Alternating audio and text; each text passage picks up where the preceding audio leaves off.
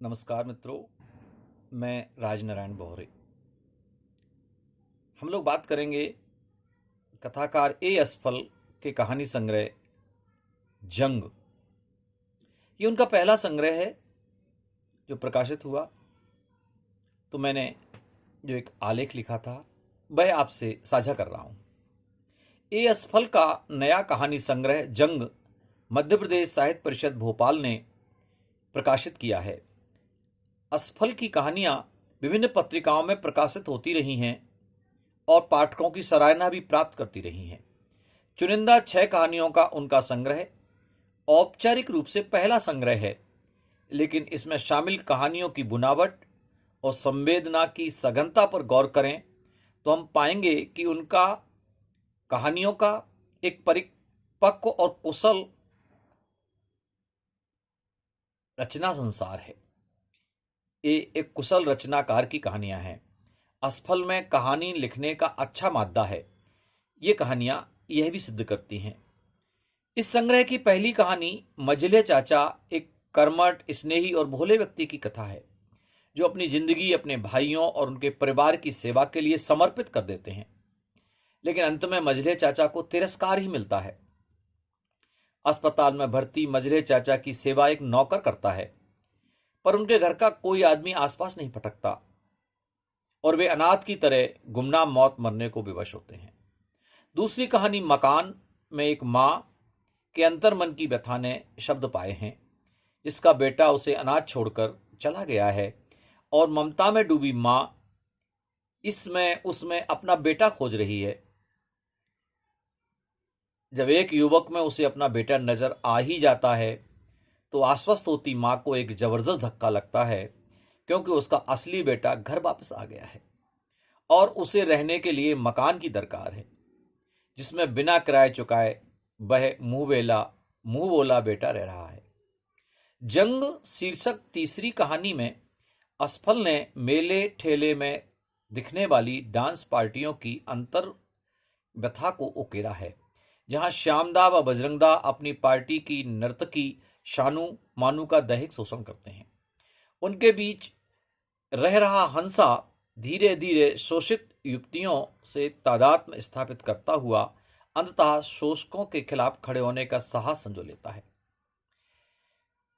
एक छोटा कर्मचारी हर तौर पर परेशान रहता है और इस परेशानी के बीच कभी घरेलू सुख के क्षणों की ओस भी उसे उपलब्ध होती है, तो इस सुखद क्षणों की इस ओस को चाटने में वह कोताही नहीं करता। पर यहां भी असावधानी उसका पीछा नहीं छोड़ती। लाखा नामक युवक श्योपुर कला नामक 250 किलोमीटर दूर बसी बस्ती में चपरासी के रूप में पदस्थ है। वह 1-2 दिन के लिए छुट्टी पर आया है। रात को उसकी पत्नी दैहिक संसर्ग के लिए उतावली होकर बच्चों को उनके कमरे में छोड़कर पति के कमरे में पहुंचती ही है कि बच्चों के कमरे में जल रहे दिए से आग लग जाती है और धुएं में घुटकर उनका इकलौता बच्चा मुन्ना का दम घुट जाता है। बदयवासी में समाप्त इस कथा को असफल ने अपवाद नाम दिया है। खुले और साफ विचारों की युवती प्रभा की पशुपेश और स्त्री नियति की कथा बारांगना शीर्षक से ए असफल ने रची है।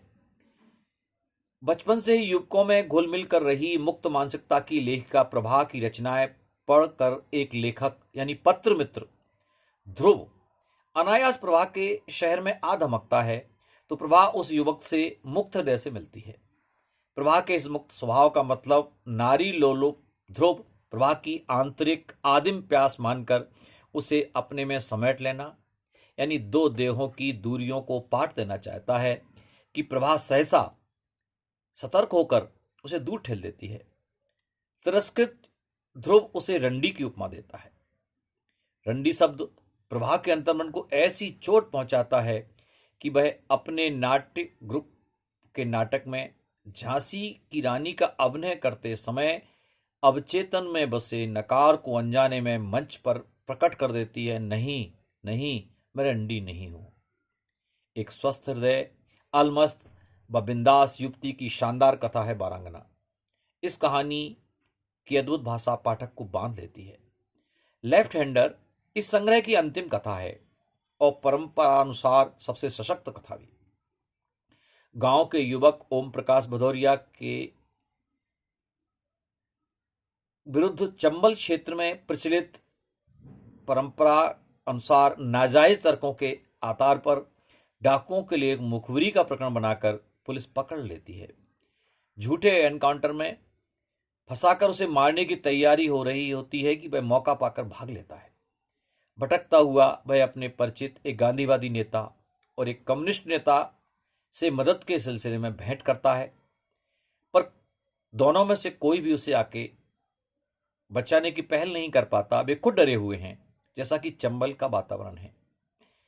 अंततः ओम प्रकाश भदौरिया एक पत्रकार युवती से मिलता है जो तथ्यों की खोज खबर हेतु उसके गांव तक पहुंचती है, जहां उसका परिचय ओम प्रकाश की घर घुस्सो दिखती लेफ्ट हैंडर पत्नी गुड्डो से होता है। बाद में एक रात गांव पर जब डाकू हमला करते हैं तो यही घर गुस्सो गुड्डो आगे बढ़कर डाकुओं के खिलाफ मोर्चा संभाल लेने की प्रेरणा ओम प्रकाश को देती है।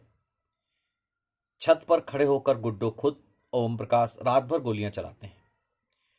डाकू भाग जाते हैं। डाकुओं से निपटकर गुड्डो पुलिस से भी निपट लेने का हौसला देती है। यह कहानी इस संग्रह की सबसे सशक्त कहानी है। बारांगना लेफ्ट हैंडर मझले चाचा की तुलना में जंग, अपवाद और मकान जैसी कहानियां यद्यपि कमजोर दिखती हैं और अपने अपने कंटेंट भी उन्हें अलग मिजाज की कहानियां बनाते हैं, जिनका एक संग्रह में होना कुछ अजीब सा लगता है। फिर भी गुलदस्ते में कई तरह के फूल होना चाहिए, इस सिद्धांत के हिसाब से यह कहानियां इसमें जम जाती हैं।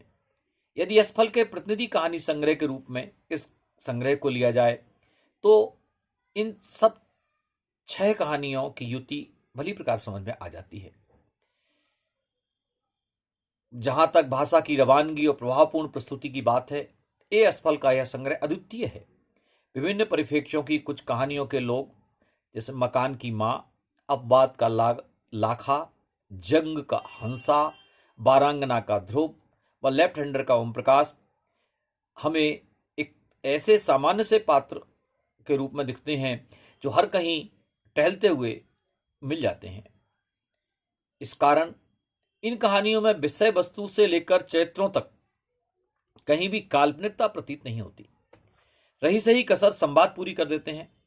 भाषा के नाम पर असफल के पास एक उम्दा शब्द संसार मौजूद है, जिसमें अपनी तमाम क्षेत्रीय विशेषताएं और हिंदी की तमाम परंपराएं मौजूद हैं। असफल एक संवेदनशील रचनाकार हैं और खासतौर पर स्त्री मनोविज्ञान के मामले में कुछ ज्यादा संवेदनशील और ज्यादा जानकार व ज्यादा सशक्त भी हैं। मकान की माँ, अपवाद की अभी सारोद्यत नायिका, बारंगना की प्रभा की अनुभूतियों को जिस मार्मिकता और हवाई कुशलता से असफल ने पकड़ा है वह सराहनीय है। यहां आकर स्त्री और पुरुष लेखन का भेद मिट जाता है।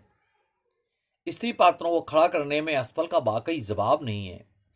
अगर असफल का नाम हटाकर इन तीनों कहानियों को किसी को पढ़ाया जाए तो कोई समझ भी ना पाएगा कि यह कहानी एक पुरुष के द्वारा लिखी गई कहानी है। लेफ्ट हैंडर की गुड्डो का चरित्र जिस ढंग से उन्होंने उठाया, वह तो कहानी के अंत के बाद भी पाठक को देर तक प्रभावित किए रहता है। बारंगना कहानी की प्रभा और मकान की मां का अंतर्द्वंद पूरी बेचैनी से उभर कर सामने आता है। हिंदी कहानी के पास लेखक तो बहुत हैं, पर पाठकों का अभाव है। आम आदमी आज कविता के साथ साथ कहानी से भी दूर हो चुका है, क्योंकि हल्की फुल्की कहानियों, फिल्मी पत्रिकाओं के गॉसिप कॉलम तथा सच्चे अपराध किस्सों की तरफ आज आम हिंदी पाठक की रुचि लगातार बढ़ रही है। इंटरनेट पर उपलब्ध साहित्य ने इसे और ज्यादा गति दी है। हालांकि यह तो सच है कि साहित्यिक रचना के पाठक कभी भी आम लोग नहीं रहे हैं, पर वह सीमांत का व्यक्ति जो कलम और किताब से किसी भी रूप में जुड़ा है और खुद लेखक नहीं है, उसे पढ़ने लायक रचनाएं देने में भी हिंदी लेखक आज सफल नहीं हो पा रहे हैं। कहानी में वृत्तांतात्मकता का अभाव और विचारों की बहुलता ही मुझे लगता है पाठकों के अभाव की स्थिति लेकर आई है। इस दृष्टि से असफल भी सफल नहीं है।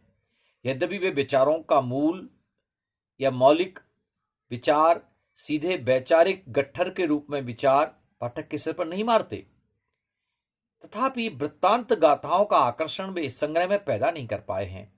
इस कारण सिवाय लेफ्ट हैंडर कहानी के उनकी कहानियां इस संग्रह की पांचों कहानियां बांध नहीं पाती हैं। इस संग्रह की कहानियों पर यदि सरसरी नजर डाली जाए, एक बात ही उभरती है कि ये तमाम कहानियां पसोपेस में पड़े उस आम आदमी की कहानियां हैं जो हमें यत्र तत्र मौजूद मिलता है। हाँ, यह जरूर है कि इस संग्रह के द्वारा आसफल ने अपनी सशक्त उपस्थिति दर्ज कराई है और यह उनका पहला लेकिन असरदार संग्रह होगा। जंग, संग्रह का नाम है जंग। धन्यवाद।